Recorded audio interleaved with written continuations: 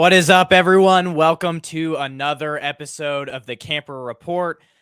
We've got Bay Area baller today, or Eric Price, or Eric.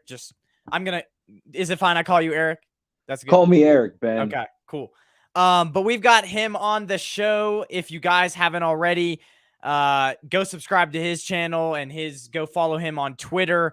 If you want to promote any other place, I'm going to give you a platform here for a second to promote what you do and what do you do on your channel, and just promote yourself, I guess. Hey, no doubt. It's a lot of 49ers over at Bay Area Baller 18. You see it on the screen. Sundays I'm going live after the game. Usually Krug hops on. And then Mondays I got my show straight out of the Bay with my boys. Shout out to Kelch, Jay in the Bay, Amin the Dream. That's on Monday night. So, I'm usually live at least 2-3 times a week talking ball. And I'm happy to be here with you today, Ben. Yeah, I am too. After coming off of a huge Niners win, didn't get to react to that. So this is kind of the first time me talking live on the subject. And I put Ji'Air Brown in my, rookies that have impressed so far this season. I'll get into it later, but I'm sure you feel the same way. So let's get right into it because we have a lot to talk about. And our first topic is what you see on the title of the show. Brock Purdy, what was your thoughts on how he played versus the Seahawks? And is it time for odds makers to give him a little bit more consideration for the MVP conversation? Last time I checked, he was 6th. I don't know if it's risen over the weekend or it might rise after this week is over. But to bring up, I guess I should have had a graphic here because I actually do have a picture on my phone of Jalen Hurts has 9 interceptions. I believe Patrick Mahomes has like 10 or something. Well, no, the number's not that high. I don't have the numbers right in front of me. But the point is, Brock Purdy, who has 6 interceptions, is below both of those guys, has not turned the ball over as many times as both of those guys, Jalen Hurts and Patrick Mahomes, who are the 2 front runners for the MVP. And so is it time to give him a little bit more respect in this conversation? And I will look up the numbers real quick. Put some respect on Purdy's name, Ben, because when you proposed this question to me, I had to go in and check it out and see who are the favorites for the NFL MVP. And Jalen Hurts, he's the top favorite. Then you got Lamar. Then you got Patrick Mahomes. And I was surprised to see a couple other names ahead of Brock Purdy on this list. And remember, it varies from, betting site to betting site, okay? Mm-hmm. But the one I was looking at had Tua also ahead of Purdy and Dak Prescott ahead of Brock in the potential, MVP race category. So yeah. I was surprised to see Purdy behind Tua and behind Dak. I thought Purdy belongs in that top 4, with Jalen Hurts and Patrick Mahomes, Lamar Jackson, Brock Purdy. I think he belongs in that top 4, which one betting site did, but the majority of them had Purdy hovering around 5 or 6. So put some respect on Brock Purdy's name. He's been playing sensational ball, even during the 3-game losing streak. I know he turned it over, but it was like, even in those games, Ben, through 3 quarters, Purdy was playing awesome. Mm-hmm. It was just in the 4th quarter of those, he had a couple turnovers that, you wish he could have took back. But that the Vikings game is a perfect example. He was like 11 of 13 at one point during that game. So go ahead. Sorry. Absolutely. No, he was off to a really good start in that Vikings game. And, I was surprised to see him that low. Now, kind of looking at this previous game, this Tampa game under the the Seahawks game under the microscope, I thought he was good. I thought it wasn't his best game. We've seen better games from Brock, just off the top of my head. Mm-hmm. The Bucs game, Jacksonville, he was awesome. I was at the Arizona game where Purdy was 20 for 21 throwing the ball. And the Dallas game against that defense, he had 4 touchdowns against a tremendous defense in the Cowboys. So Brock's had so many spectacular games to choose from. This past Thanksgiving Day game against the Seahawks, it was good. not quite on the level of some of these other ones I've mentioned, but I liked how, for the most, he took care of the ball for the most part. Now, there was the one interception, right? They were backed up towards, their end zone. And I thought Kyle could have called it a little more conservative, maybe just mix in some runs, get the ball, because the defense had been just locking him down. But Kyle, he was aggressive. And that being said, it was probably the one throw Brock wishes he could have back. He kind of threw it up high to McCaffrey. It got tipped up, and next thing you know, it's a pick six. But other than that, I thought Brock played a good game. He had some really nice throws. The one that sticks out to me and probably everybody is the dime to Brandon Ayuk for the touchdown on that post. But that wasn't the only throw. There were a bunch of throws. Like, you can't even keep track of them all, Ben. It's like every week Brock makes these plays that just make you say, wow. And what I love about Brock is that it's like 80% of the time he's playing within the offense. He's going through his reads, just like Kyle Shanahan would like him to. But then he gives you that extra 20% where he's extending plays and giving you more than just what's scripted. So Brock, he's been playing fantastic. I thought he was good against the Seahawks, and he absolutely deserves to be in this MVP conversation. Well, and Patrick Mahomes has 9 interceptions. I looked up Jalen Hurts. He has 9 interceptions as well. They both have 9 interceptions. Now, granted, Patrick Mahomes has 19 touchdowns, and I believe he does have more pass attempts than Brock Purdy does. But, well, don't check me on that. But I know that the Chiefs do tend to be a little bit more pass happy than the Niners do. I will say that the last time Kyle Shanahan had an MVP quarterback in this conversation was Matt Ryan. And that was when he made the Super Bowl as an offensive coordinator. So history shows when you have a quarterback that can run the system at a highly efficient rate, the Niners are in business. And, some people, I guess Grant Cohn, I listened to some of him. He said Kyle Shanahan, after that interception, went into a shell. I don't think so. I think the 49ers realized after that interception that they were still being too, like, play calling wise, they went into a shell. They were being too aggressive, and they had to realize that they had a lead, and all they needed to do was run the ball, and they would win the game. So I think that was the reason for why they stopped calling as many aggressive throws in the fourth quarter. And what separates this team with Purdy is now his deep ball isn't like, he doesn't have a super strong arm, but the thing is teams have to respect his deep ball. And that's really all it takes for you to get it done in Kyle Shanahan's offense. That's all Kyle Shanahan was asking of Jimmy Garoppolo. You don't even have to hit every deep throw. Just make it to where, they have to respect it. And now, Brock Purdy will throw it down the field in the last few guys, especially against Tampa Bay. I can remember, throws it to Brandon Ayuk a few times that game. And he got a few PI calls against Brandon Ayuk. The defender was holding on him a few times. So if you can even get that deep down the field, if you can get a few holding calls per game on the defense, that's enough to carry the 49ers into that next level. So Purdy, I love how Purdy is willing to give his guys a chance. Yeah. Right? While Kyle is so good at scheming it open, he will create separation with his route combinations. But, he's not going to scheme up 5 yards of separation every play, right? There are going to be some contested plays that need to be made. And it feels like Brock, he trusts his guys, whether it's BA or George Kittle or Debo. And more often than not, the receivers are coming down with the ball. And it's because of Brock's trust in the receivers and also his ability to put the ball into places where it's like, hey, it's going to be my receiver or it's going to be incomplete. Right. Let's get to some of the comments. Well, hold on. We got one up here.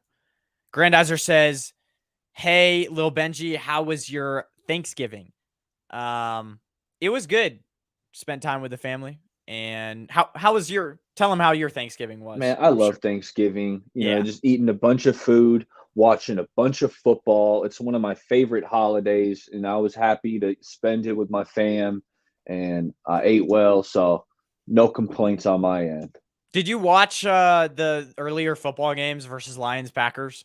That was so Yeah. shocking. I didn't watch the Lions Packers game, but when I looked at the score, and man, that was incredible. Hey, it helped the Niners out too, right? Because, while It it did. feels like the Niners and the Eagles get all this pub, right, for being the best teams in the NFC, it's like, well, the Lions, statistically with their record, were up there too. So it was good to see the Lions drop one, because now, man, it feels like it's a 3-team race for this NFC. Maybe 4 if you're going to mix in. I'm not going to throw in the Cowboys, No. but some people might. I love how people give the Cowboys respect when, their last 5 games have been the Rams, Commanders, Giants, Eagles, which is one good team, and Giants again, I think. I'm like, bruh. 187 says Purdy dog. Yeah. Dot Purdy franchise is in here saying, yo, what's good, franchise? It's been a while. Thanks for hopping in. And then he also says it's almost that time again. We just have to get past. He's an Eagles fan. We just have to get past Buffalo, and we'll meet once again. I cannot wait. I'm actually going to be in Australia for that game, so it's going to be at like 9:00 on a Monday. Well, are you going to have that? You're going to be able to watch that? Yeah, I have illegal sites that I watch games on. So okay, all right, man. So, but yeah, I will be able to. Mark Graves says the best part of Purdy's game might be how he feels the rush around him. He just doesn't get rattled. Yeah, I feel like on that interception, that was the one time where he kind of did. He threw it off of his back foot. If you saw the same thing, and kind of just, that's how it was inaccurate. He kind of like faded away from the pressure instead of stepping up, and just threw it off of his back foot instead of leaning into the throw. That's kind of what I saw from the replay. But no, I agree with Mark, though. I really like Purdy's pocket presence, his ability to, and so it's not always escaping the pocket, which he's good at, but it's like subtle steps left, subtle steps right to get away from a defensive end. So the subtle pocket movements are just as important as, kind of breaking the hole and extending plays and then making plays off script. But hey, shout out to Mark. Yes, sir. So next topic, we will get to the Eagles breakdown. So guys, do not go away. That will be later on in the show, Eagles breakdown and prediction. We have to talk about the corners in this game. It was quite the refresher. This was the greatest performance that they have had all season. And by the way, guys, before I get to this topic, the rundown of all the topics that we will be covering is in the description. But anyways, back to the this topic. Charvarius Ward, has Ambry Thomas and Charvarius Ward had some sort of a comeback? And what did you think of Ji'Air Brown's performance? Man, Ben, I got to start off with Mooney Ward, because he was absolutely spectacular, locking down DK Metcalf. And Ben, he was traveling. Normally the Niners, they have Charvarius Ward on one side, and then, Demo or Ambry. Now it's Ambry's job on the other side. And they kind of lock those guys onto their halves of the field. Not this Thanksgiving Day, man. They had Charvarius moving around, following DK Metcalf. And that's what I love to see, because I know Charvarius has it within himself to be this lockdown corner. We've seen it before, like in spurts. Maybe not for, the whole year, maybe not for a 6 or 8 game stretch, but we've seen it like in these 3 to 4 game stretches where he's just completely locked down. And that's what I saw this past game against the Seahawks.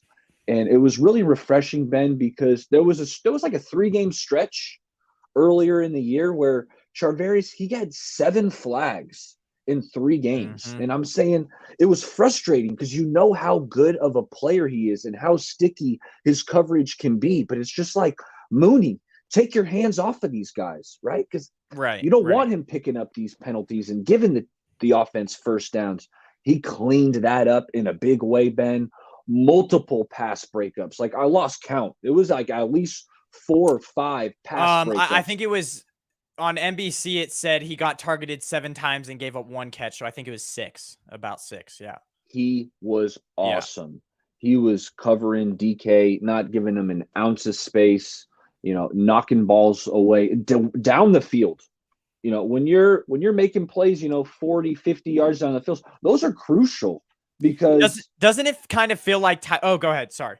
Go ahead. Yeah, no, it's crucial because those are big plays. Those are game-changing, momentum-shifting plays if DK comes down with one or two of those passes that are 50 yards downfield. But no, Charvarius, he was sticky. He was running stride for stride. He's turning around, finding the ball, locating it, swatting it away. Spectacular performance by Mooney. And before I get to Ambry, I'll let you follow up on that.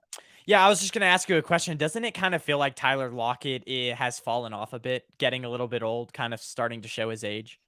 This is probably the first year that I'm thinking so. I have a lot of respect for Tyler Lockett. I think he's a really talented player. He's a jitterbug. He's a really good route runner, but I'm with you, Ben. It looks like he kind of lost the step, and I think the Seahawks kind of saw this coming. That's why they spent the first round pick on Jackson Smith and Jigba. But yeah, I think Lockett is slowing down a bit. Yeah, for sure. Go ahead with Ambry. I want to. Yeah, Ambry. Ambry, I'm sorry. I got to apologize. Ben, before the season started, I was saying, with who we brought in, with Darrell Luter and Womack's going to take another step, I'm not sure if Ambry's going to make the team. That's what I was saying during training camp. Well, right. I was wrong. Because not only did Ambry make the team, he's playing some really good ball. And it's refreshing to see on the outside that sticky coverage, his ability to what about his interception? It was an out route. It probably should have been an easy completion.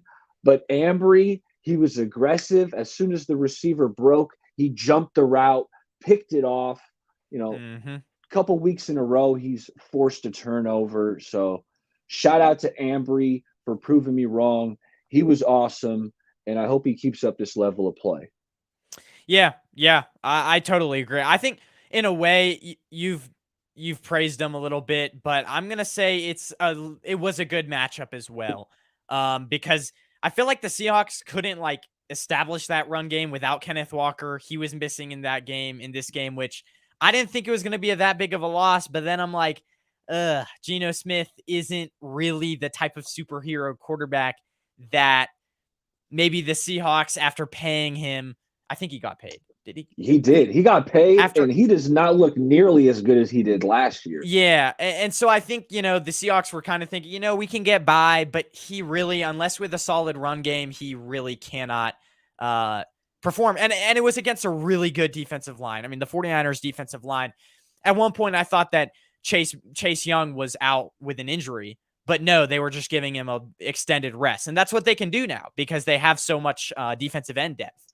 But I will say that I feel like with DK Metcalf, it's not about as much as finesse. It's more about he's going to out physical you. He's going to try to just play rough football, and that's how he wins on routes. Charvarius Ward is built like that. That's why the 49ers signed him, because he is a tough player. And so I think DK Metcalf doesn't necessarily have the blazing speed and amazing route running combination that Jamar Chase had. But again, I also think it is the scheme that the 49ers are now starting to play that is giving the cornerbacks more success, because Ambry Thomas, he is the type of athlete, not great in zone, but if you ask him to turn around and just run after a receiver and just use his physical traits, that fits perfectly his game. And so that's why press man to man is perfect to what the 49ers want to do with these two guys. But I'm going to lean on a little bit of the side of it was a good matchup, considering that I think DK Metcalf is the type of receiver that Charvarius Ward, especially in press man to man, does really well against. Not necessarily in zone, because I was looking last year in the playoffs, DK Metcalf had 7 catches. But in press man to man, I think Charvarius Ward, DK Metcalf is actually a really good matchup to Charvarius Ward because they're both very physical players. So I don't know if that made sense, but yeah. Absolutely, it did. It did. You think Charvarius is a good matchup, which it certainly looked that way on Thursday. DK, while he doesn't run the most refined routes. I think part of that is because he's 6'5" and he's so big. He carries a lot of weight. But Ben, he is a blazer. I mean, DK Metcalf has rare speed. So Mooney's ability to run with him deep down the field when Metcalf, I mean, he's a rare specimen when you're talking size and speed. So I was extremely impressed. I'm looking forward to see Mooney kind of carry this. Hopefully this kind of gives him some positive momentum and just keep it clean. Keep that clean brand of football because we know Mooney sometimes he gets a little grabby, but hey, play that clean, flag-free style of football. And, this defense, we're talking best defense in the league, Ben. Yeah. Ji'Air Brown, real quick to quickly touch him. The 49ers didn't give up any big plays. That was also because of their defensive line, but that shows one thing to me, that Ji'Air Brown did not miss a defensive assignment. And so that means he was prepared in 4 days, which is incredible. In almost less than 4 days. He was prepared. He was ready to go. He's a professional. He didn't miss any assignments. He gave up 4 yards when targeted or something, PFF. He had a really good coverage grade. So I'm, after this game, feeling very confident about where we are in that regard. Yeah, I thought Ji'Air looked good. He was in on 4 tackles. Like you said, sometimes with the safeties, you see when they make a mistake, right? You see when they're missing tackles or they're taking bad angles. I didn't see any of that from Ji'Air, which was a positive. And, similarly to Hufanga, Ben, I feel like Ji'Air Brown, he's a playmaker. He's got some of those instincts. He's got some of those ball skills. You saw it with the interception a couple weeks ago. So, I'm excited. This is a guy the Niners traded up for in the 3rd round. He was their first selection of this past draft. So I am high on Ji'Air Brown. I think he had a good game. It's still early. There probably are going to be, some growing pains that pop up. But hey, so far so good. Yeah, and he has an extended time to prepare against the hardest matchup of the season. That's what I'll end it on. Real quick to the comments before we move on. Let's see, where were we? I already know you guys want y'all's revenge. I don't know why I said that. Yeah, I mean, we really do. We really do. This is a big game for us. As it should be for the Eagles, because the Eagles have a comfortable lead right now. And if they lose to the Niners, not only does it give us confidence, but it definitely will lose that lead a little bit, and you guys will be in danger of losing that first seed, which is right now highly coveted. So DK Metcalf has to make those plays, though. That drop can't cut it. Yeah, I don't know. The Niners played him very well, and it just doesn't help that I think they just could not establish the run in this game at all, and they didn't even trust Charbonnet to be their lead back. So Ji'Air Brown was my guy coming out of Penn State. I wanted Philly to take him. It sucked that he went to y'all. You guys got Sydney. Wait, was it Sidney Brown though, out of Illinois? He's pretty good too. You guys got Jalen Carter. Okay, Jalen Carter had no business falling to whatever it was, pick 8 or pick 9. Like Jalen Carter should have been a top 3 pick of this past draft, and I was utterly disgusted that he fell to the Eagles. It's like, they lose Hargrave and he's going to win Carter.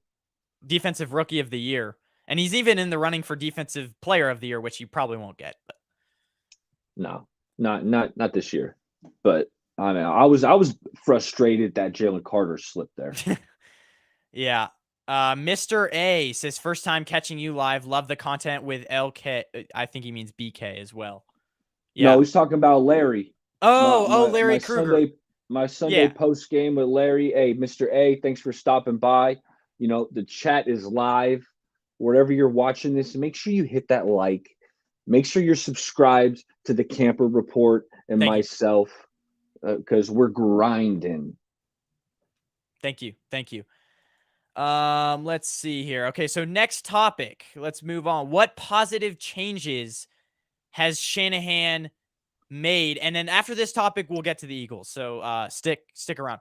What positive changes has Shanahan made to the offense, and can you think of any negative? I don't think there's really any negative. I just wanted to throw this question in there. If you've seen anything that you're like, "Ooh, this is still a concern."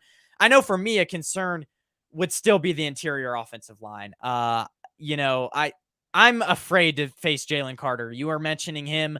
Vita Vea in that last week's game, that was the one concern. Like, Vita Vea was actually getting pressure on Brock Purdy, and Jalen Carter is at this point basically better than they're on the same level, I would say. So I am really, really afraid of what this interior offensive line is going to look like, and hopefully we do not get destroyed. But that's not like a system flaw. Like, that is a system flaw, but that's not something that he can really change necessarily, Shanahan. So really, you think? Okay. So tell me how they could. Well, they've made one adjustment, and it's I guess Burford. Yeah, the Feliciano kind of inserting himself in to this offensive line. Ben, I told you, pre-show I had rewatched this Thanksgiving Day game early. I put on the all 22, and one of the things that stood out, Ben, was Feliciano. Not only how wide this guy, man, talk about a wide-bodied dude in Feliciano. Ben, I saw a play where the defensive tackle was pushing Brendel back a little, push Brendel back a couple steps. I saw Feliciano stick out his left hand to help out Brendel, and then boom, stopped Brendel's guy with his left hand. And then with his right hand, stuck it out. There was another defensive tackle that was coming in on the rush, and he stuffed him with his right hand. So he was blocking two guys with his two hands. And the only offensive lineman I've seen do that, like that comes to my memory when I think about that, was Mike Iupati. Mike Iupati back in the day, he might have been a little young for Big Mike, but he was a huge dude who could do the same thing, just stop a dude with one hand and then shove another guy away with his other. So Feliciano, I think that's one of the moves that Kyle Shanahan has made, as you would call it. This is a positive change that I've seen. So that's a depth chart movement there. What's up, man? I've got one. Elijah Mitchell, getting him involved early in the game. He's done that the last two games, especially in the Buccaneers game. So yeah, and Eli looked good. I was starting to kind of question, Eli Mitchell. Should it be J.P. Mason? Was what I was starting to say. But these last couple games I've seen from Eli, he's running hard. It looks like he's healthier, as healthy as he's been this year. So you're absolutely right, getting Eli involved. And then one of the positive changes that I also want to highlight, and this might be kind of going back, comparing like the Shanahan Jimmy G chemistry to the Shanahan Purdy chemistry. And Kyle Shanahan trusts Brock Purdy. It feels like he's really opened up the playbook with Jimmy. Some of these game flows, it would just be like, hey man, we're handing the ball off. Where it's going to be the run game and the defense today to win this one. But with Brock, it feels like Shanahan's really opened it up. Even early in these past couple games, he's slinging it. They're coming out, and the game plan is to pass the rock. So that's been refreshing. So shout out to Shanahan and, his chemistry with Brock and willingness to trust Brock. Yeah, and getting George Kittle involved, it seems like Kittle's getting a little bit healthier. I will say that, like, a lot of the criticism was give McCaffrey less carries. I don't think McCaffrey wants less carries. I think McCaffrey loves that he's getting 20 plus carries per game. And so I think they need to continue to do that. So that's a big thing. And then I guess defensively, I mean, that's not really Kyle Shanahan's department, but I will say Steve Wilkes doing a really good job at just mixing up different pressure looks, blitzes at subtle times. You know, they don't blitz a lot, but he does it when you least expect it. And I mean, last game, there was a few times where it ended up in a sack, or just, you know, if you could get the quarterback flushed out and flustered, you know, it ends up in an interception, or it gets the guy, it ruins the timing of routes. So just the way that he's been able to kind of just feel how this defense likes to play, and the stuff. Because, like, I feel like at the beginning of the season, he was kind of trying to figure out his players. Now he's figuring out their strengths, and he's really unlocking it. And it's helping for sure. So, and he's adjusted really well to where DeMeco Ryans, I mean, he made adjustments, but Steve Wilkes has really been fluid and just able to make adjustments really seamlessly, you know? So, yeah. And, you know, I love how you tweak this question to go from Shanahan to Wilkes, because I did the same thing when you proposed it. I was like, you know, I see even more changes with Wilkes and more adjustments, and I want to dive into those, because the first thing I've noticed the past couple games, Ben, is how he's bringing up the linebackers more towards the line of scrimmage. I call it mugging the gap, where these guys are up at the line of scrimmage. You don't know if they're blitzing. You don't know if they're dropping back into coverage. I have noticed that, it keeps the offensive line kind of at question. Okay, who's blitzing, who's not? You know, it makes them think. And anytime you can make an offensive lineman think and kind of hesitate for a second, you're putting your D-line at an advantage. So I see Wilkes mugging the gap more. And like you said, I'm seeing the timely blitzes, right? Early in the year, it felt like, you know, he was blitzing, but sometimes it felt like an unnecessary blitz. And I know the first one that comes to mind, right, was the one right before halftime to the Vikings, where, you know, he just blitzed at the wrong time. And all of us knew it. And you're saying, what? I really feel like he's locked in on when to blitz. He's executing these timely blitzes. I mean, the Niners sacked Geno Smith, I want to say 6 times. Yeah, 6 sacks. Like, that's a lot of sacks, Ben.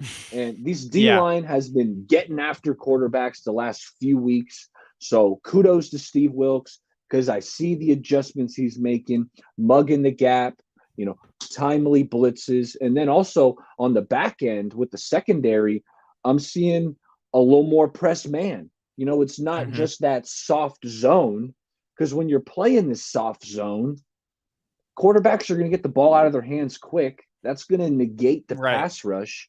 But when you play, you know, a more aggressive style of coverage, now, you know, the offensive line is going to have less time to hold up. You know, this D-line, they're gonna get after the quarterback. That's what's been going on. So kudos to Steve Wilkes, because that's where I see the adjustments happening. Not to mention, you know, throughout the depth chart, right? Benching Isaiah Oliver, you know, bringing on Ambry. So there's, you know, I think Wilkes has really been cooking up some adjustments here the last few weeks. And let's hope there's no injuries, because I know Charvarius Ward went down for a second, and it kind of scared me there at one point in the game at the end there. So I was like, ugh. But anyways, he says, y'all got Hargrave. Well, franchise says, y'all got Hargrave, but though, so win-win. Yeah, I guess. I mean, I feel like Jalen Carter is definitely is going to be a better player eventually down the line as Hargrave. But yeah, I guess so. All-around player, I'd take Jalen Carter. Baller, how about them Kings? Are you a Kings fan? Negative. You're a Warriors fan. I'm a Warriors fan, but, you know, I don't hate the Kings. Kings have been playing a good brand of ball. I've been keeping an eye on them, especially my boy Sasha Vezenkov. Okay, interesting. I'll look him up. I have not. I don't know if he's first year in the NBA. He's had a long, successful career in Europe, but he came over to the Kings. Yeah, he's been playing pretty good from what I've seen of him. Lo Jackson says big area baller. She says hello. I don't know if it's actually it's not a. I don't know if it's a Lo Jackson. I'm assuming that's he says hello. Sup, Lo? Thanks for stopping by. Spencer Alsey, Carter isn't better than Vita yet, but I think he will be down the line. And I It's don't pretty know. close, Spencer. It's pretty He's close. top 5 Close. defensive tackle right now of PFF stats right now. So I mean, they're both really good defensive tackles. yeah. Well, as far as length goes, I would take Jalen Carter. He has more better measurables.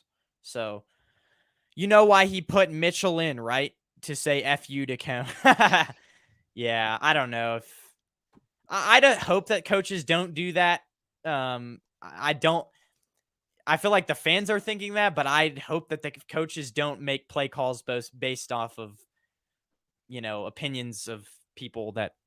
Yeah, I'd hope he doesn't do that, but Sometimes you look for motivational tools that's true. anywhere you can get them, Ben. So I would not be shocked if after that question from Grant, that Shanahan went to Eli and they said, "Hey, man, these guys in this press conference, they want me to start playing Jordan Mason. They're saying you're averaging 2 point something yards. They're saying you ain't getting it done, Eli. So make me look good and kick it up a notch." Like, I wouldn't be Yeah. surprised if something like that happens. Hey, who knows? Who knows?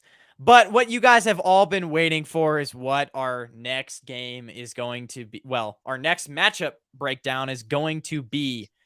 What are some flaws that you have found in the Eagles game that the 49ers can exploit and vice versa? So maybe some flaws that the Eagles can exploit. One flaw that I think the Eagles can exploit, and it's more of an unknown for the 49ers. I'm not sure if the 49ers are strong at this area, but the 49ers have not seen a man-to-man deep threat like Devontae Smith down the field yet. They haven't seen a receiver like that yet. And so I'm going to be interested to see how much attention the Eagles give. Maybe they put a receiver over the top with Devontae Smith. And because I know that Ambry Thomas, if he's covering Devontae Smith, he's been good. But Devontae Smith is a different level of receiver down the field. You saw it against the Chiefs. He had that really big catch at the end of the game that got him near the end zone and got him over the top and beating the Chiefs. It was like fourth quarter. And so the deep ball for the Eagles is really impressive when Jalen Hurts has time. And so I'm just excited to see how the 49ers defend a deep ball against an elite quarterback and an elite receiver. They got a couple elite receivers, Ben. I mean, AJ Brown's playing, like one of the best receivers in the NFL. AJ Brown, it's like I'm watching Terrell Owens reincarnated. That's the level AJ Brown's been playing at. But I like how you talked about Devontae, and kind of my concern with Devontae is when he goes to the slot. Yes, you got to monitor him when he's outside with Ambry, but he is so freaking quick. And while I like Demo, he's physical. Demo will hit you. He doesn't shy away from contact. That being said, the straight line speed, I don't think it's great. And with how shifty Devontae Smith is, that's probably the spot in the slot that I'm worried about a little bit. That being said, I'm going to go to a way the 49ers can exploit the Philadelphia Eagles. And I'm going back to, this past game I watched of the Eagles. It was Eagles-Chiefs. And it sucks because it felt like the Chiefs outplayed the Eagles in that game. I thought they should have won, but the Eagles ended up pulling through kind of due to some, the Chiefs had some inopportune turnovers down in the red zone. They dropped 5 or 6 passes, and it's like, come on, guys, what are you guys doing? But nonetheless, I thought that Chiefs defense really made Jalen Hurts uncomfortable. They sacked him 5 times, and it was early in the game. I thought it rattled Jalen Hurts because during that second half, I thought Hurts looked skittish in the pocket. I saw Devontae Smith open a couple times, but Hurts, like I said, he looked skittish back there. He was worried about where the defensive line was coming from, and he was kind of side-eyeing, is his offensive line holding up? So I think if the Niners get to Jalen Hurts early, that could rattle him. Whereas he's not seeing open guys. Even if they are open, he's missing the reads because that's what a good defensive line can do. It can rattle a quarterback. I saw it this past week when the Chiefs did it to the Eagles. So I'm looking at this pass rush, which has been playing the best ball of their season when I'm talking about this Niners pass rush. Since the addition of Chase Young, man, things have been clicking. They've been getting after quarterbacks. Even the linebackers, Fred Warner, Dre Greenlaw, they're blitzing. They're getting in the mix. So I want to see more of that because that's how you can rattle Jalen Hurts. Yeah. And one weakness that the Eagles, well, not a weakness, but kind of schematically, they really should be running the ball more, but they don't enough. And every Eagles fan will tell you that they don't commit to the run, and they should. And I know that the 49ers are a really good running team, but I don't think Jalen Hurts is super elite when he has to sling the ball around, especially not against this defense. So the pressure is key. But I also think like Jordan Mailata this year, he's good, but he's also coming off of an injury. He missed week 10. Yeah, he missed week 10. And he's given up more pressures. I mean, in week 9, he gave up 4 pressures. In week 7, he gave up 3. In week 6, he gave up 5. So he's a little bit more. And he's also given up, I believe it's like 5. Here, I can go back. Is it 4 penalties this? My voice is cracked. 4 penalties this year. 3 sacks allowed. So he's a little bit like last year, didn't give up. For a while, I remember seeing a stat. There was a certain amount of snaps that he didn't give up a sack. And he's also coming off of a small injury. So I don't know. The 49ers could definitely take advantage of that left tackle position there. So. Man, Mailata's pretty good, Ben. Mailata's pretty good. And then while we're on the subject of the Eagles O-line, like watching Jason Kelce, that dude is so special. Yeah. Like just the way he gets out, he's such a good movement blocker, getting to the second level, picking up linebackers, go getting safeties. Like I know he's getting up there in age, but he's not missing a beat. Jason Kelce, this dude, he's the best center in the NFL. Yeah, and it's gonna be a good matchup. I do definitely expect the Niners. I would expect them to bring a few more blitzes than they usually do. I know you need to drop back as many guys in pass protection as possible, but hey, getting Jalen Hurts out of the pocket is going to be key. So, yes, make him uncomfortable. And I feel like with the offensive side of the ball, the Eagles pretty good at stopping the run. They're good at stopping. They're pretty sound, but somehow the 49ers have to find a time for Brock Purdy because the Eagles secondary this year, when you give, Patrick Mahomes, good quarterbacks a little bit of time, I've watched them. It seemed a little bit faulty at times. I think their cornerbacks are definitely, and especially their linebackers, they are giving up the highest rate. So, the highest rate to when tight ends are targeted, they're giving up the highest passer rating, 130.8 passer rating. I think that was a stat before the Chiefs game. And in the Chiefs game, the reason why Travis Kelce was getting shut down so much was because, number one, Travis Kelce is really the Chiefs' only elite target.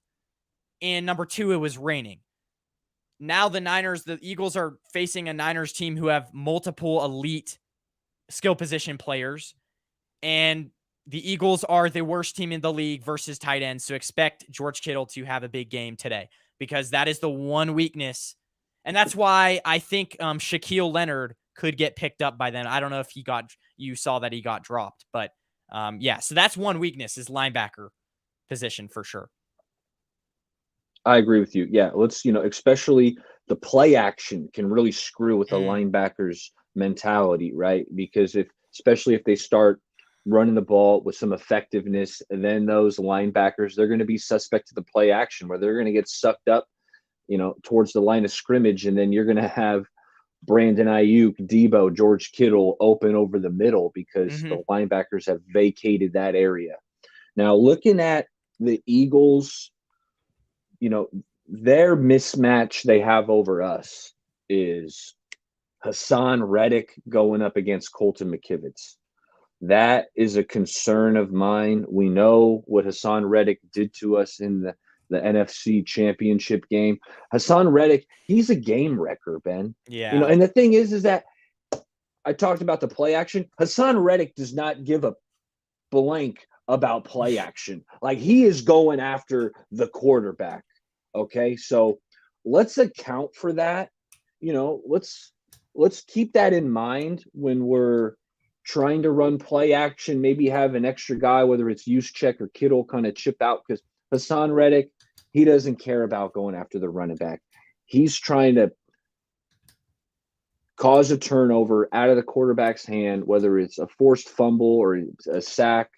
So I'm concerned because McKivitz, while he's been okay, Ben, but Hassan Reddick's a really good player with a lot of burst coming off that edge. So I'm concerned about it. And then the other spot, I'm not going to toot Jalen Carter's horn anymore, but, Jalen Carter, Jordan Davis, Fletcher Cox, that interior going up against, I feel good about Feliciano, but even Brendel, like when Brendel has to block one-on-one, I get concerned.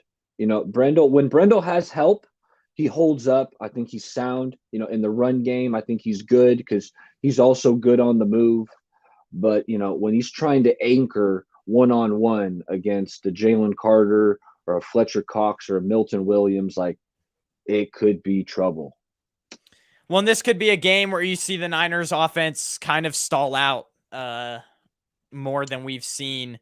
They obviously kind of took their foot off the gas pedal in the third quarter against the Seahawks, but this is a lot better. Even when the Eagles do have their flaws, it's a lot better of a defense than Seahawks and really that we've seen all year.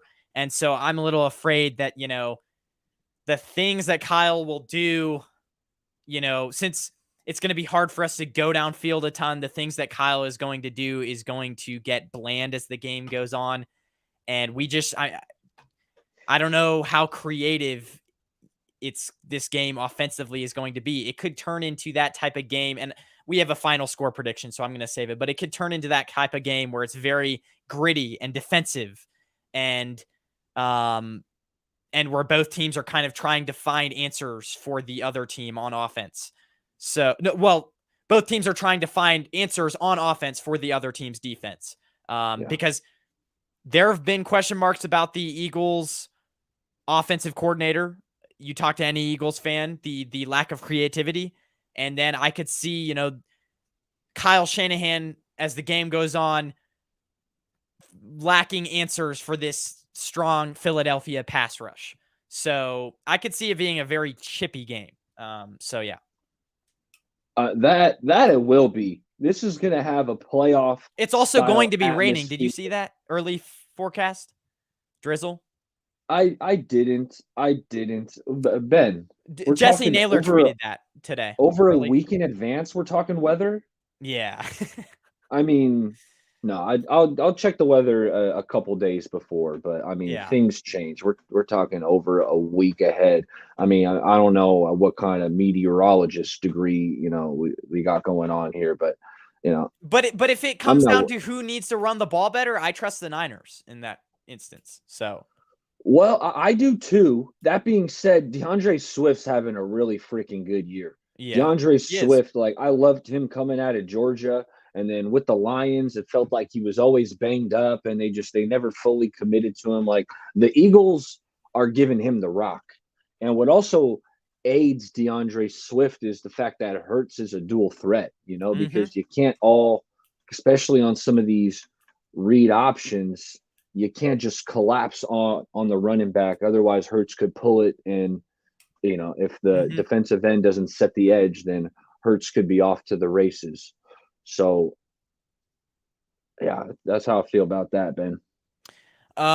Let's get to some of the comments. Let's see. Where do we line? I think it's right here. I'm going to be honest. I'm worried about Ayuk than Debo. Yeah. Oh, yeah. I am too. Although I think Debo in this game could be the type of guy where you could see third quarter, they're struggling a little bit, and then Debo just gives them a spark. You know, you throw a screen to him and he gives you 20 all of a sudden or something. So both guys are very versatile. Well, especially Debo. They lined up Hargrave on outside on – wait, hold on. They lined up Hargrave on outside and Young inside. Yeah. Wait, Chase Young. Yeah, they did. Yeah. They put Bosa and Young on the inside. They had Hargrave and I believe Armstead on the outside. Hargrave ended up with the sack. Interesting. At least on one of those plays. So anytime, you go with a new front that generates a sack, you feel like we're probably going to see that look again. All y'all got to do is put Ayuk on Bradbury, and there's hold on. I'm just trying to I skipped a few comments, but we're closing in on an hour here, so I apologize if I skip a few comments, and we'll try to get back to them. But all y'all got to do is put Ayuk on Bradbury, and there's clear mismatches. I'd be comfortable with Bradbury, and I am getting to franchise a lot more because he is an Eagles fan, and I'm interested to see his take. But so I'd be comfortable with Bradbury on Debo than with him on Ayuk. Okay, interesting. Yeah.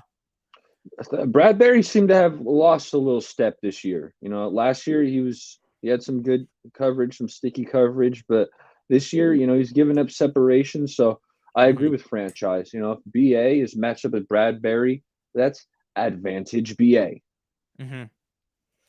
Let's see. Hurts doesn't do well under pressure. I mean, yeah. Last week was a good, and the thing is like the Chiefs were able to get pressure with 4 guys. This is why I think the Niners defensive line will do very well against a pretty good offensive line, top 5 offensive line, because the Chiefs were able to get pressure with 4 last week. And although they have better sack numbers this year, I believe like Karlaftis has like 6 or 7. They have one other guy that is 6 or 7.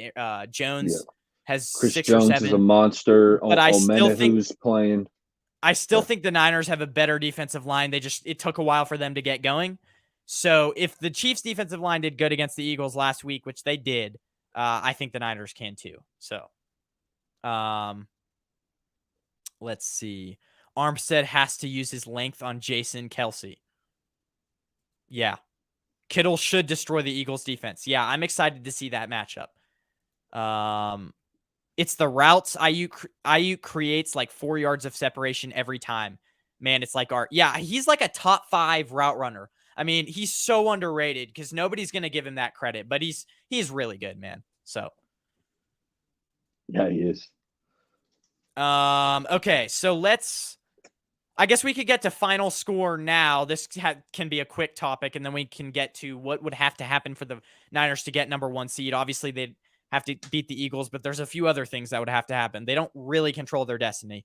Final score to the Final score to the 49ers versus Eagles game. What's your final thing here? Yeah, it's going to be a slugfest. I think it's going to be a tight one, Ben. And I settled on 24-23 Niners. I think this thing is going to come down to the wire. I don't think it's going to be this huge offensive shootout. I think it's going to be a gritty, a tough, like you're probably going to see some chippiness. There might be some unsportsmanlike conduct penalties that kind of pop up. Like it's going to be one of those games where Trent Williams punching someone. You hope it's not a punch because that might lead to an ejection, but some kind of, Dre Greenlaw he's been playing relatively a clean brand of football. Sometimes he loves to hit, and sometimes it's a little after the whistle or when somebody's out of bounds. Like, I'm hoping it doesn't crop up, but I wouldn't be surprised if Dre just kind of lays into somebody kind of late or towards. It's going to be physical. It's going to be gritty. It's going to be a playoff style atmosphere. I got the Niners winning 24-23. I got Eagles. I'm going to say they get it done here, and I'm going to say 23-20. I think it's going to be that type of game where I know you don't agree with me there, but No, I understand it. I understand the it, thing Ben. is It's just here's the I thing. wasn't expecting If it. you're so do you think it's going to come down to like where Jake Moody, if it's on the game's on Jake Moody, you think it's going to come down to a kicker making a field goal? It might, and I See, think Jake's I gonna don't know if do I this trust our time. kicker and everything else, and it's just if it is in the rain, which a lot of times, I mean, I asked my brother, I was like, do you think it's going to be a type of cold weather game? And Jesse Naylor tweeted out today, say what you will about this. I mean, obviously it's too early to say it's going to rain, but if it is a little bit wet, I could see the Niners. They're a good cold weather team, but I think this is going to be a very defensive game. I don't think they're going to be able to sling it all over the field. And I'm going to say that the Eagles get it done because I think that they can get pressure on Brock Purdy. I think that they can hit enough deep throws. They have a better big play quarterback. And I think that Ambry Thomas has been playing very well, I'm but not so sure about that. you really think so? I think Jalen, I mean, you go back and look at the Chiefs game. The only reason why the Eagles won that game was because the Eagles were able to buy enough time to where Jalen Hurts is one of the best deep ball quarterbacks. And I think that, yes, Ambry Thomas has been playing better, but if you, especially an elite downfield target like Devontae Smith, if you give Jalen Hurts enough time and Ambry Thomas enough time to where I think there's going to be a few holding penalties in this game that kind of decided a little bit, a few 3rd and 8s that, because you give him enough time. I don't think Ambry Thomas is going to hold up long enough. He's been playing really well, but this is an elite wide receiving core. Yeah, I know, you can cherry pick stats to kind of create whatever notion you want, but I mean, looking at 20 plus yard plays, Ben, Brock Purdy, 48 plays of 20 plus yards. That's 3rd most in the NFL, only one behind Jared Goff and CJ Stroud. Jalen Hurts, 35 20 plus yard plays. So let me just cherry pick that statistic, just kind of showing you, hey, man, Brock's making plays down the field, and he's getting chunk yardage too. Yeah. Yeah. Who knows? I honestly think if I were to trust a cornerback down I mean, Bradbury's not great, but Ambry Thomas, he's been playing well, but I just think that there's going to come a point in this game where he's going to get a little bit exposed. He's still a player that hasn't played a ton of games, and I don't know. There's going to be penalty. I don't know. Maybe it goes both ways, but I'm saying Eagles win this one 23-20. I don't trust him fully yet to hold up downfield and the defensive line's not going to get home every single play. I'm sorry. So. Oh, that's fair. That's fair. And the thing is like, I'm not even saying he'll play bad, Ambry Thomas. It's just all it takes is 1 or 2 holding penalties down the stretch, and that will derail your defense. So, do you think Ayuk is getting enough targets? He's arguably our number 1 wide receiver. Mr. A says this. He's arguably our number 1 wide receiver, but only has 70-ish targets through 11 games. I think they've done a better job, but I don't think the 49ers religiously try to get the ball to him, because like last game, the game plan leaned more towards Debo and McCaffrey. It kind of ebbs and flows as the matchup comes each week. I don't know if. Yeah. If I'm going to answer this, I'm going to say yes, Mr. A. I know Ayuk, he's got incredible efficiency on the targets that he is getting. That being said, we got so many weapons. We can't give BA 10 to 15 targets every game because, we got Debo, we got George Kittle, we got Christian McCaffrey. So what I will say is what's going on is that these weapons are maximizing the targets they get. All of them have good efficiency. So I think that is the most important thing, because sometimes when you're targeting a guy 15 times, the other team knows it too, and the metrics aren't quite as efficient. So I like where things are at now, where everyone is maximizing targets. this offense is keeping everybody honest. You don't know which one of these 4 stars is getting the rock at any given snap. Mm-hmm. Yeah. I think it's 30-20 49ers. Wow. 30 points in Philly. I mean, and that's another reason. I mean, winning in Philly in December is really hard to do. 27-24 Niners. Okay. High scores from all of you guys. Franchise says 29-23. Of course, he's going to say that. Philly. Hurts won't have enough time. Yeah, but I mean, if you're saying that all game, I mean, all it takes is 1 or 2. So, all right, y'all have a good night. See a franchise. Okay, let's get to the last real quick. This doesn't have to be long because I know you have to get out of here. What would have to happen for the 49ers to get the number 1 seed? Obviously, they have to beat the Eagles, but I mean, you're looking at it after the Bills and 49ers, they play the Cowboys.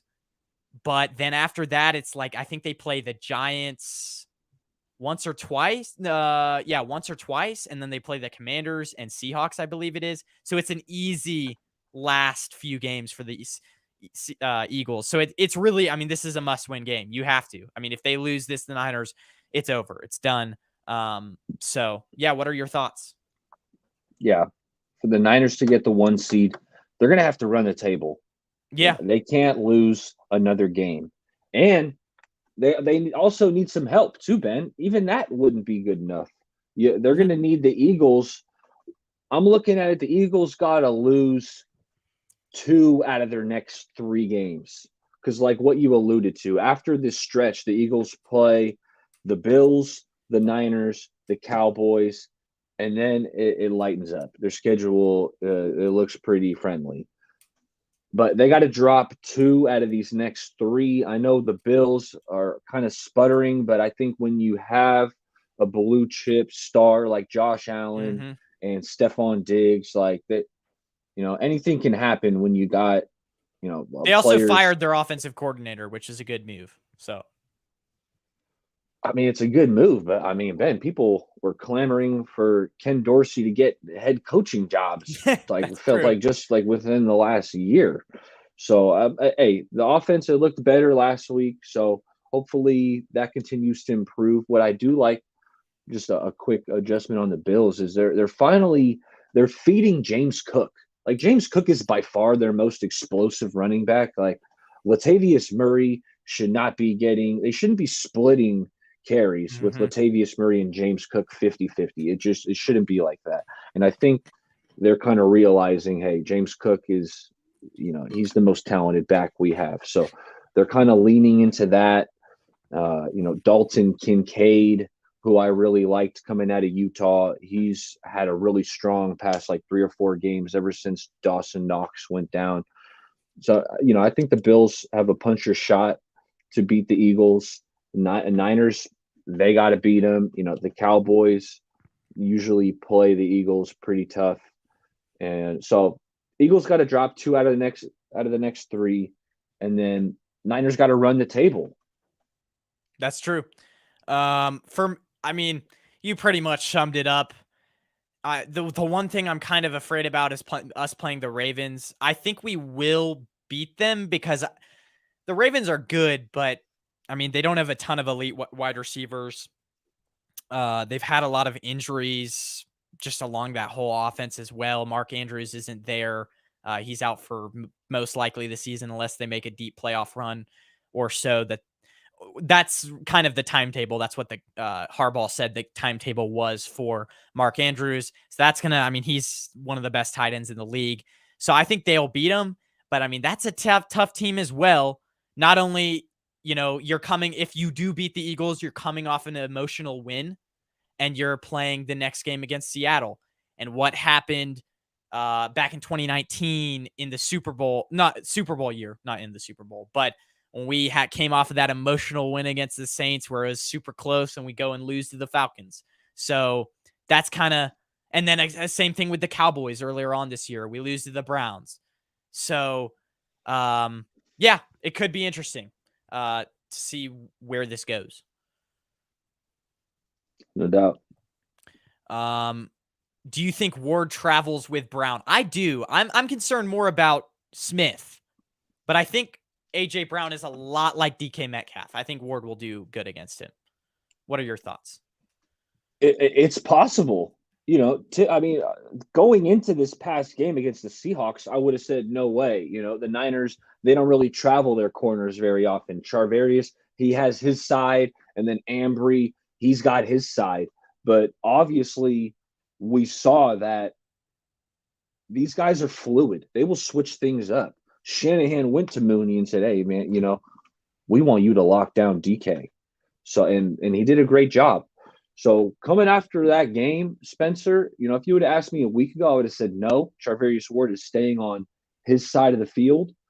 But now I'm going to say yes. The Niners had so much success, stopping that Seahawk offense, shutting down DK Metcalf with Charvarius Ward. Charvarius Ward looked like he played like a top 5 cornerback. Those are the type of skills I saw in that game. And if you're going to tell me Mooney's going to play like a top 5 corner, then yeah, I want him following A.J. Brown all over the place because A.J. Brown has been playing like a top 5 wide receiver this year. Very true. Very true. I thought he was more meaning I think I know what he's meaning now. Like, will he follow him around the field? I was more taking his question in context of like, how well do you think he's going to do against Brown? And I think he's going to do really well. Let's see here. I will end it real quick on this. I think if the 49, the reason why I have so many doubts still about our cornerbacks and just certain things is if the 49ers beat the Seahawks and their defense is again pretty dominant, I will be sold. But I don't know. I mean, you look at the Bucks and then the Seahawks, it's like they're good. They're all right teams. They're not like super elite. This is like the one super elite team that is going to be the biggest test of the year. And so I just want to see them prove it against the Eagles. If they can beat the Eagles, I'm going to be sold for sure. So Spencer Alsey says, I think Hurts not having a good tight end. I forgot that Goddard was out. That is a good point. Will hurt him this week. Yeah. Goddard's a good player. Hey Ben, before we get out of here, I want to get your opinion on this because I feel like, get me on the phone with Steve Wilkes or Fred Warner, Eric Armstead, because I think I know how to stop the tush push, Ben. Oh yeah, okay, yeah. Let me hear. And I'm gonna break it down for you. I tweeted this out. The tweet didn't gain a ton of traction, but I made sure to tag some of the big boys to make sure that at least someone in that building knows my thoughts on how to stop the tush push. So I tagged like Bosa and Armstead and Fred and John Lynch. But let me just tell you, what's got to happen. You got to take out the pushers. You got to knock them out because having 2 guys pushing directly on Jalen Hurts, like that's why they're converting with the success that they are. Obviously Kelsey and the offensive lineman, they get low and they get some push, but you got to take out the pushers. What I'm doing, Ben, and I realize this might be considered dirty. I'm not trying to be dirty. I'm not trying to injure anyone, intentionally, but I want to send someone, as soon as it's snapped, I want to send someone around the edge and I want them diving at the pusher's knees. I want them taking out the pusher's knees, but while also, Ben, also trying to make a play on Jalen Hurts. Like, I'm not just sending like a kamikaze mission saying, hey, blow up the dude's ACL. I'm not. I'm trying to kind of take their feet out from under them and also kind of grabbing Hurts from the side or from behind. Like, but also I'm trying to take out the pushers. Right. Like that's what's got to happen. If you're going to stop the tush push, someone's got to blow up the pushers. I haven't seen anyone on the defensive side do this yet. Everyone seems so concerned about trying to push back.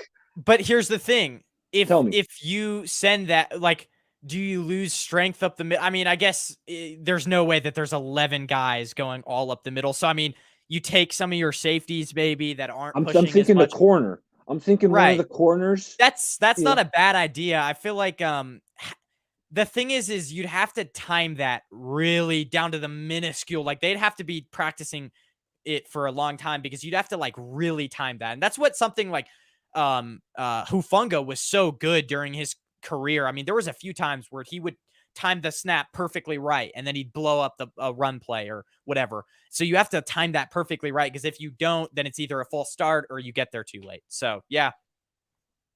Yeah, you're right. You're right. And I'm more so also I'm trying to stop that second surge because a lot of the times what I see is it's the second surge where they're pushing Jalen Hurts and Right. that's what gets them the first down. Like you gotta the D line has to stop the initial surge.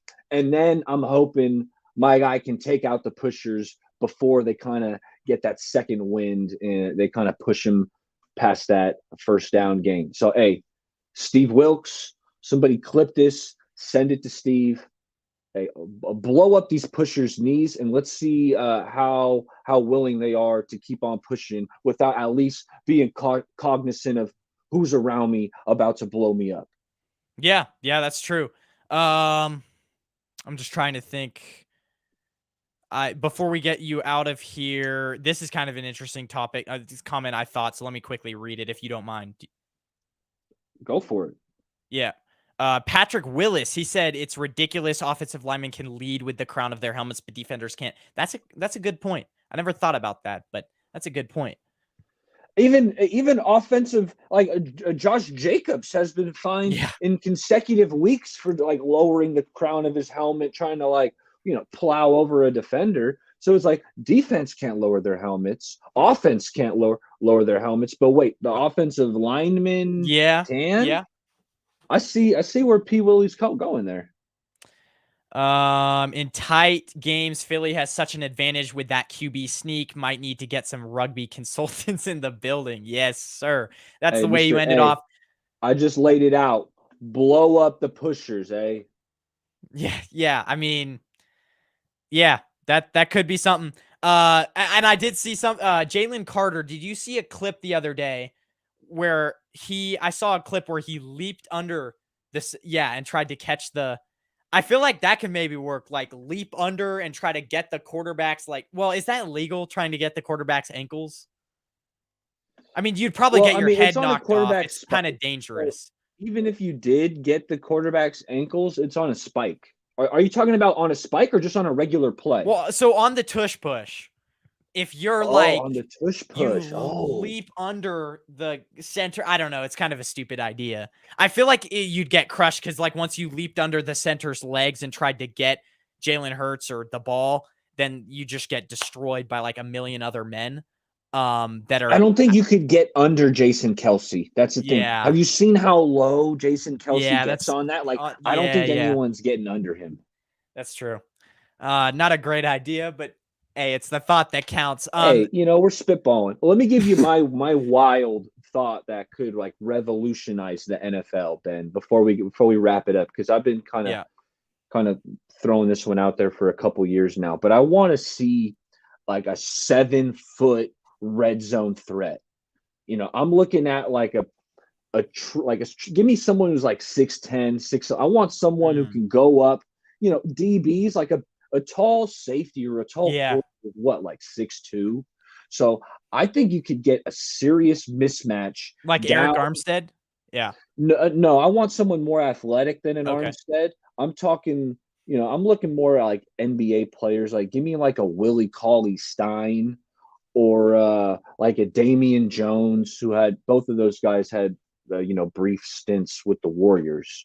But I Right. want a true like 6'10 athletics specimen with long arms.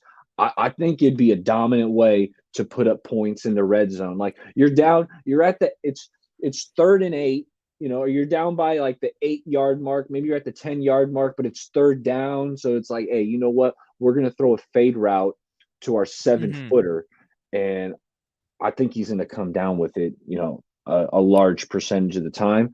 So what's my one thought that I've been trying to start. But then again, these guys would probably be bit players and Yeah. linebackers and stuff. They would start going for ankles and knees and try to take those. So I understand the risks to it, but I just think it could be successful down in the red zone.